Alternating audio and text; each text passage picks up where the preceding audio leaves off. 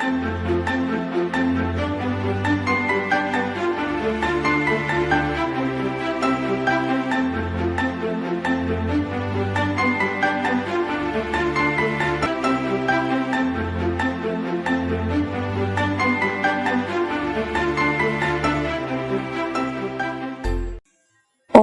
Shanti. Meditation for inner treasure. इस series में आप सभी भाई बहनों का हार्दिक स्वागत है। जैसे कोई बीमारी फैलती है तो उस बीमारी की जो मेडिसिन है उसकी डिमांड बढ़ जाती है। ठीक इसी रीति से आज के इस टेंशन के युग में सब कुछ खजाने होते हुए भी जो मनुष्य तनाव से गुजर रहा है उसके लिए इस मेडिटेशन की जो एज ए मेडिसिन की तरह काम करती है वह लोगों के मन में जिज्ञासा बढ़ती जा रही है। इसी लक्ष्य को ध्यान पे रखते हुए इस सीरीज को हमने चालू किया है कि मेडिटेशन के द्वारा हम अपने अंदर छिपी हुई गुण शक्तियों को जानें और उससे हम अपने जीवन को सरल बनाएं। समस्याओं का समाधान हम स्वयं ही ढूंढें।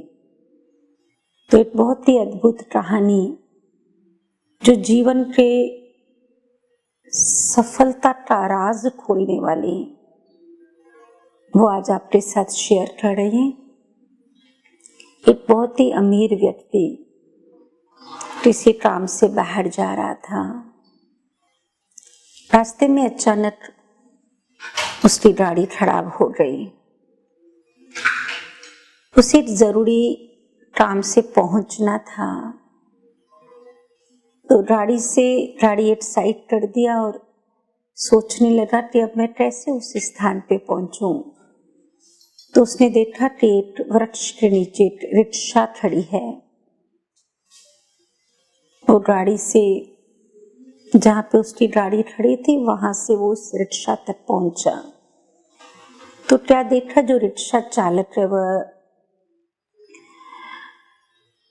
अपने गाड़ी के हैंडल पर पांव रख के और अपनी पीठ अपनी बैठने की सीट पर और सिर पैसेंजर की सीट पर रखते से लंबे आराम से लेटा हुआ था और बहुत ही खुशी से कोई गीत गुनगुना रहा था। वो अमीर व्यक्ति उस रिक्शा वाले को देख के सोचने लगा, ऐसे बेआराम जगह पर, बेआराम स्थान पर कोई कैसे इतना खुश रह सकता है और वो भी गुनगुना के गीत गा रहा है इतना खुशी से। ये सोच आने के बाद फिर उसे याद आया कि मुझे तुरंत कहीं पहुंचना है। तो रिक्शा वाले को कहा कि मुझे जल्दी फलाने स्थान पे ले चलो। रिक्शा वाला तुरंत उठा अपनी सीट से, जी सर करके रिक्शा में बिठाया और कहा 20 रुपया। वो व्यक्ति रिक्शा भी चला रहा है परंतु जो खुशी से वो गीत गा रहा था, गुनगुना रहा था, वो भी उसका चालू ही था। और अमीर व्यक्ति उस रिक्शा वाले को देखकर उसके भी अपने अंदर ये सुनामी चालू थी कि इतना गरीब व्यक्ति जिसको सिर्फ 20 रुपए अभी मिलेंगे और वो अपनी ही गाड़ी में लेटा हुआ और अभी इतनी मेहनत से रिक्शा खींच रहा है, चला रहा है और ये इतना खुश कैसे है। कोई बात नहीं, स्थान आया, मंजिल आई उस अमीर व्यक्ति की, वो उतर गया, उसको 20 रुपया दिया।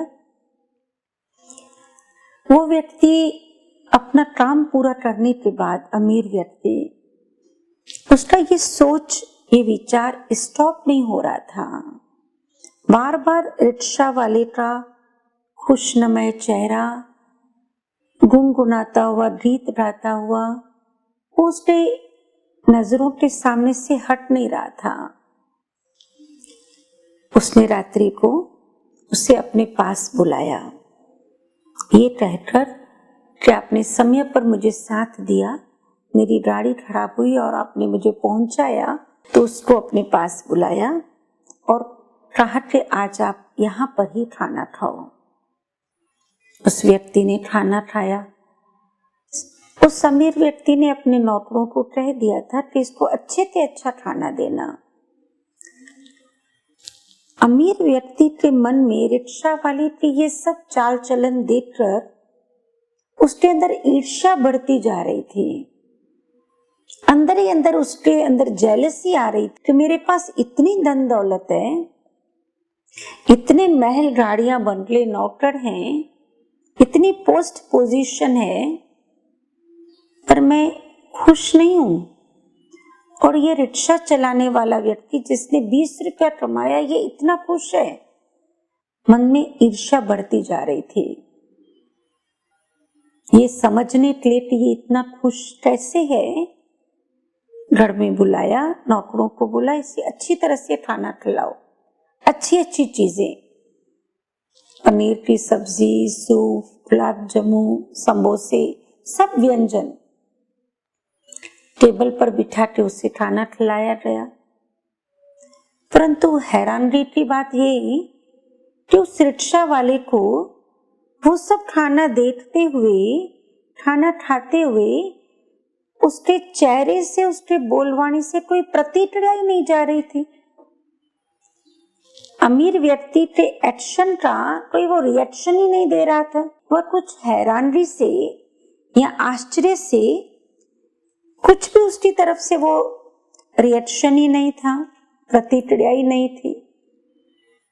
देखने वाले देख रहे थे कि ये रिक्शा वाला साधारण व्यक्ति खाना ऐसे खा रहा है कि उसने ये खाना कोई पहली बार खाया ऐसे नहीं लग रहा है। जैसे वो ये खाना इसी रीति से खा रहा है, इसी रीति से वो खाता था या खाता आ रहा है, उसी रीति से ये खा रहा है। देखने वालों को भी बड़ा आश्चर्य, अमीर व्यक्ति पे तो आश्चर्य की कोई सीमा ही नहीं। आश्चर्य भी, हैरानी भी और साथ में ईर्ष्या की परसेंटेज और बढ़ती रही। उस रिक्शा वाले के अंदर की इन बातों को समझने के लिए उस अमीर व्यक्ति ने रिक्शा वाले को कहा, आप कुछ दिन मेरे पास ठहर जाओ। रिक्शा वाले ने कहा ठीक है, कोई बात नहीं, ठहर गया। उसके रात्रि के सोने का कमरा, लग्जरी एसी, वॉशरूम्स भी बहुत अच्छा, हर चीज। नौकर घंटी बजावे तो 4-4 नौकर जमा हो जाएं, एक चीज मांगे तो 10 चीज मिले। परंतु ये सब कुछ मिलने के बाद भी अमीर व्यक्ति और उसका पूरा स्टाफ, नौकर आदि सब ये बात चेक कर रहे थे कि रिक्शा वाला तो ये सब सुविधाएं, ये सब साधन, ये सब लग्जरीज मिलने के बाद भी वो तो ऐसे ही फील कर रहा है और वो ऐसे ही चल रहा है साधारण रीति से जैसे वो पहले चलता था। अब तो उसके अमीर व्यक्ति के आश्चर्य की और हैरानी की कोई सीमा ही नहीं रही।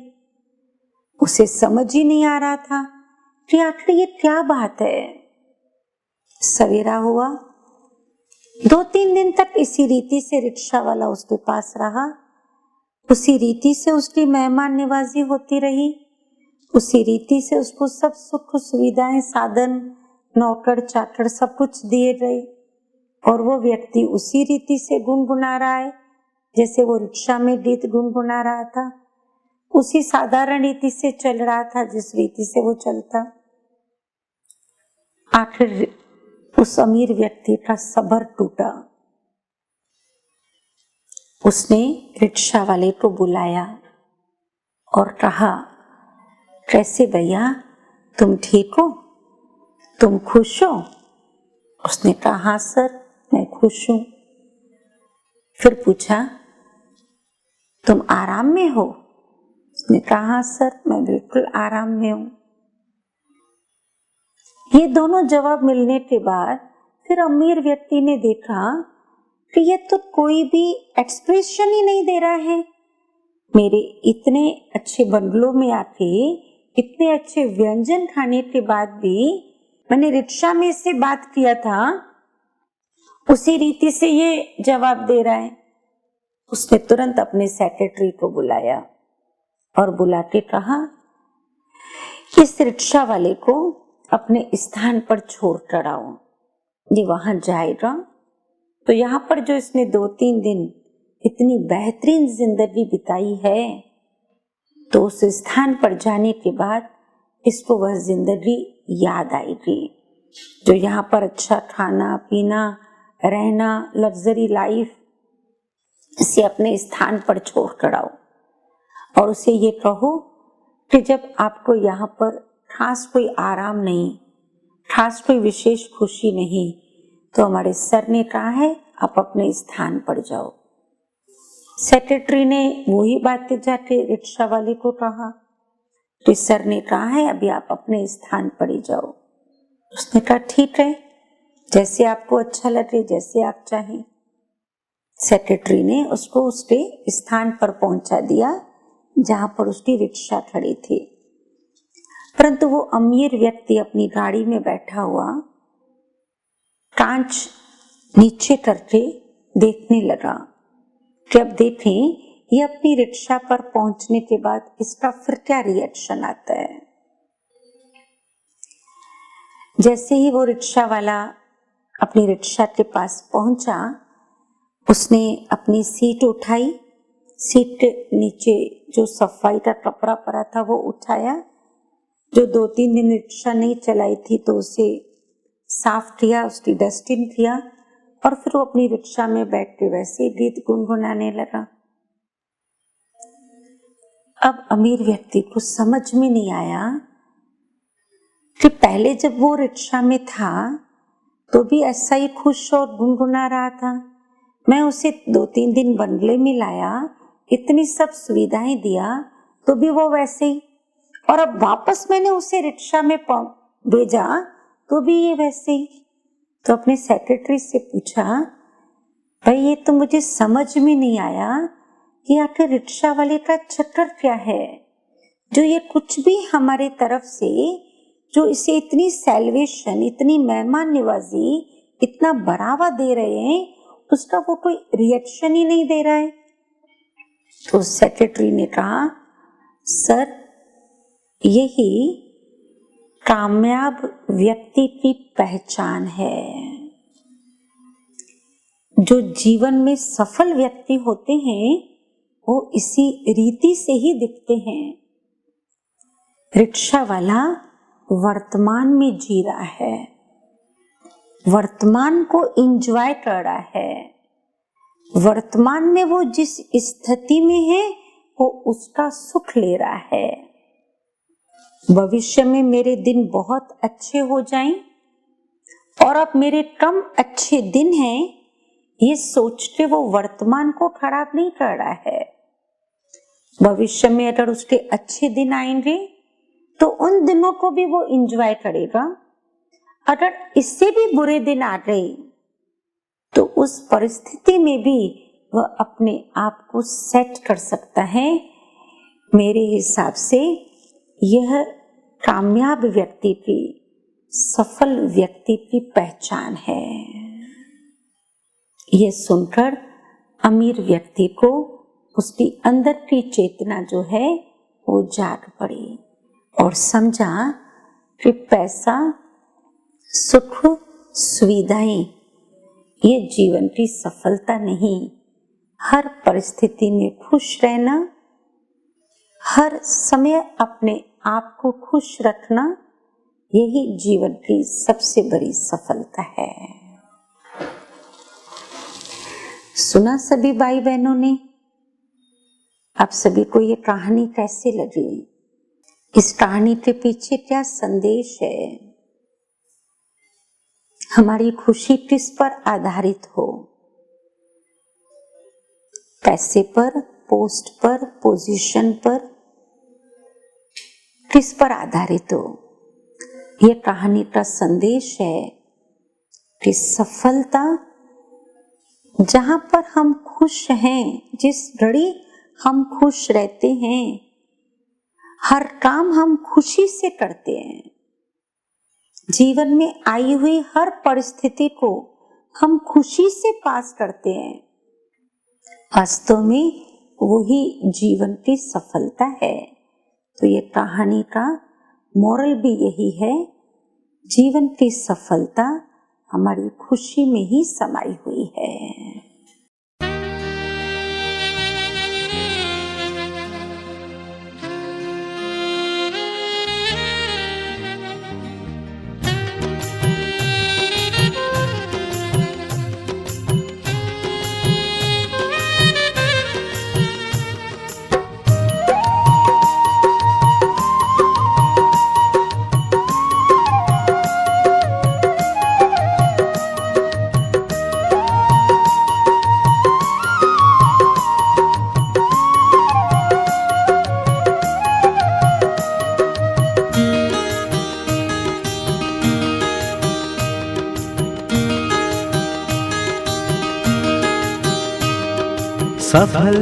सफलता है मेरे जीवन में, सफलता है मेरे जीवन में, सफलता है मेरे जीवन में। सुख शांति समृद्धि है मेरे मन में, सुख शांति समृद्धि है मेरे मन में। मैं फरिश्ता पवित्रता स्वधर्म मेरा, मैं फरिश्ता पवित्रता स्वधर्म मेरा।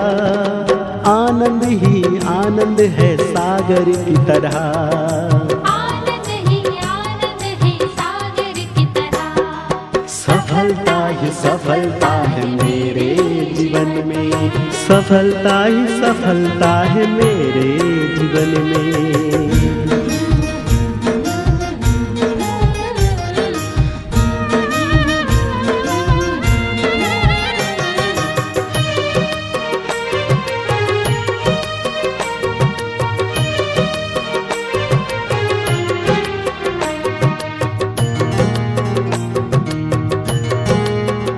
मैं तृप्त हूँ, संतुष्ट हूँ, मैं महान हूँ,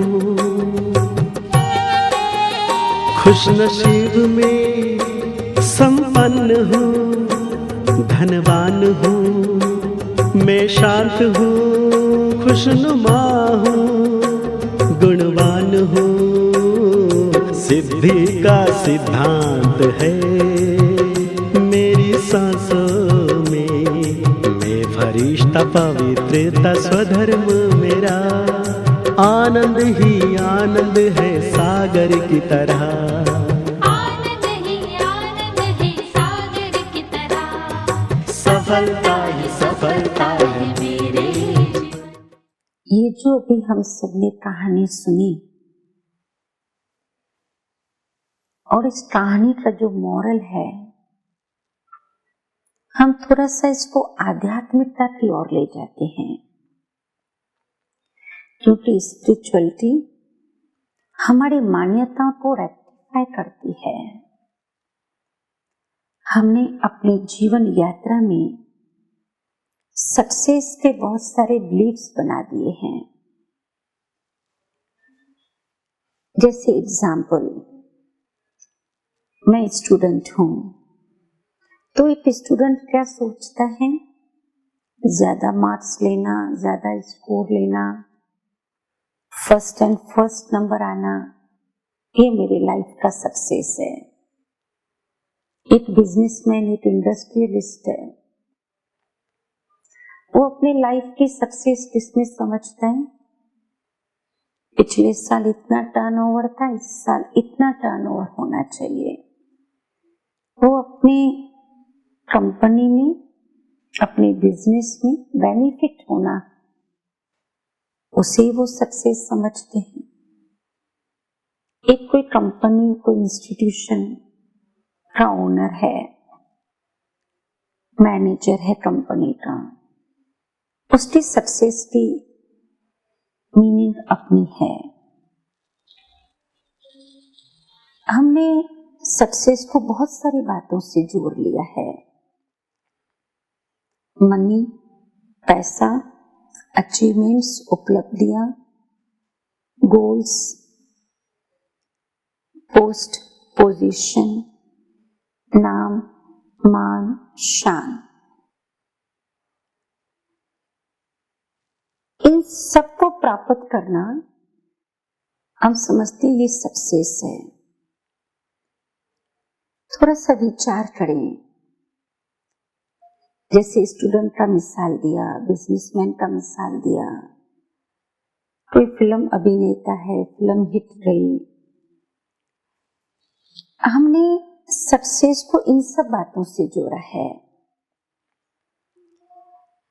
परंतु ये सब कुछ होने के बाद भी अगर जीवन में खुशी नहीं, मन शांत नहीं, मन स्थिर नहीं, इस फिजिकल वर्ल्ड में मटेरियल सब कुछ है, मटेरियलिस्ट सब कुछ है मेरे पास में, संसार की सब उपलब्धियां है, सब अचीवमेंट्स है, पोस्ट पोजीशन है, परंतु क्योंकि वो होना भी बहुत जरूरी है, इंपॉर्टेंट है।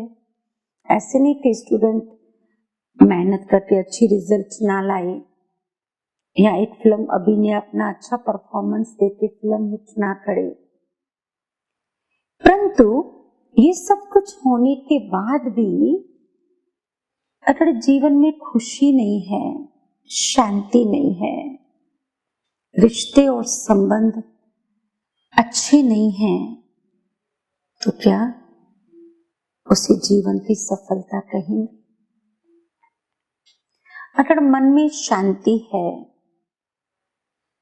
जीवन में खुशी है, रिश्ते अच्छे हैं और ये बाहरी जगत की उपलब्धियां कम है, तो चलेगा?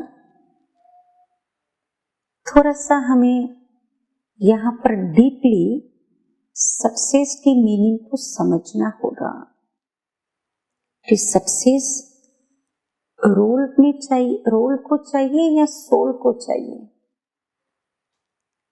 जो रोल हमें इस वर्ल्ड ड्रामा में परफॉर्म करने के लिए मिला है, उस रोल को सक्सेस चाहिए या सोल को सक्सेस चाहिए? रोल को सक्सेस जो हम पहले बता चुके हैं, as a student score, as a filmy actor film hit, as a businessman बहुत सारा बेनिफिट। सोल को सक्सेस जीवन में खुशी, रिश्ते अच्छे, मन शांत, ये सक्सेस चाहिए। दोनों में से कौन सी सक्सेस चाहिए? तो सक्सेस किसको चाहिए, रोल को या सोल को? ये डीपली बैठकर विचार करने की बात है। When and how I will be happy, इस कंक्लूजन तक पहुंचने के लिए थोड़ा सा हमें विचार करना है, क्योंकि हम खुशी को कभी कभी एक्साइटमेंट से, जीवन में आई हुई परिस्थिति से और एंजॉयमेंट से जोड़ लेते हैं। स्पिरिचुअलिटी हमें सिखाती है आत्मा का निजी गुण खुशी और शांति है। आत्मा का मूल गुण, आत्मा की पहचान ही खुशी और शांति है। जीवन में कैसी भी परिस्थिति आए, खुश रहने के लिए हर परिस्थिति में हमारी सोच सकारात्मक है तो हम अवश्य ही खुश रहते हैं। तो अभी हम स्वयं ही निर्णय लें, जीवन की सफलता किसको कहा जाता है, और यह विचार करने के लिए कुछ पल हम मेडिटेशन करें। ओम शांति। बुद्धि से स्वयं को स्वयं से कनेक्ट करें।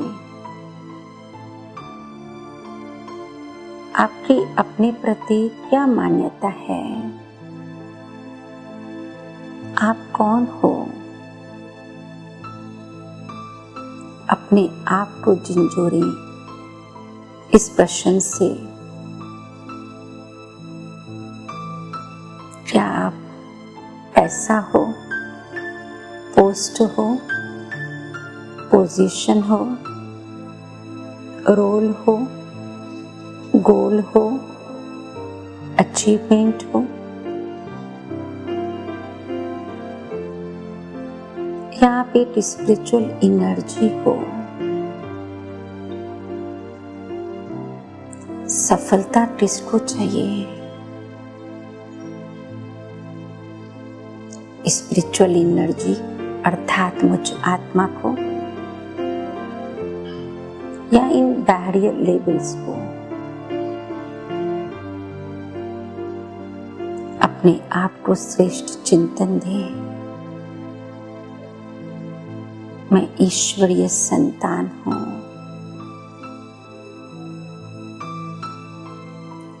खुशी और शांति मुझ आत्मा के निजी गुण हैं।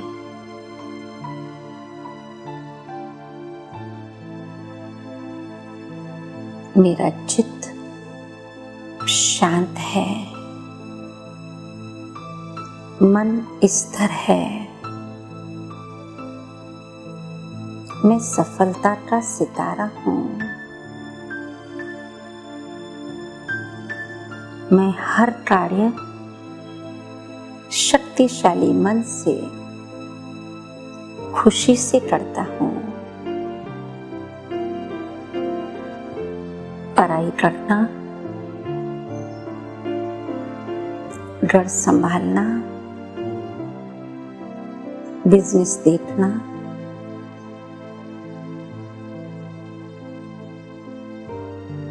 बहुत ही खुशी से कर रहा हूँ। मेरी स्थिति, मेरे मन की स्थिति मेरी सोच पर निर्भर है।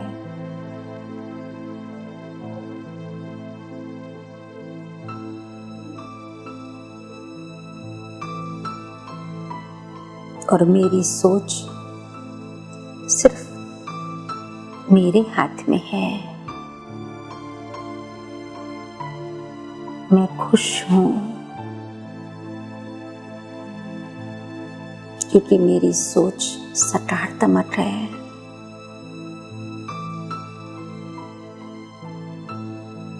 I am happy being, I am successful being. ओम शांति शांति शांति।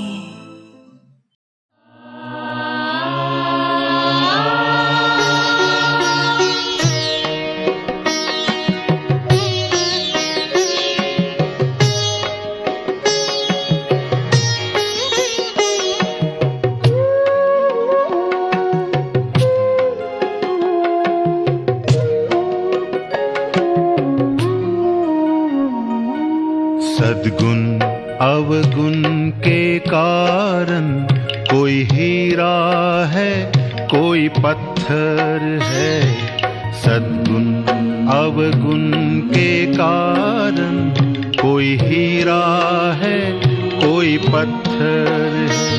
धरती पर स्वर्ग बसा लेना, ओ मानव तुझ पर निर्भर है। सद्गुण अवगुण के कारण कोई हीरा है, कोई पत्थर है। सद्गुण अवगुण के कारण कोई हीरा है, कोई पत्थर है।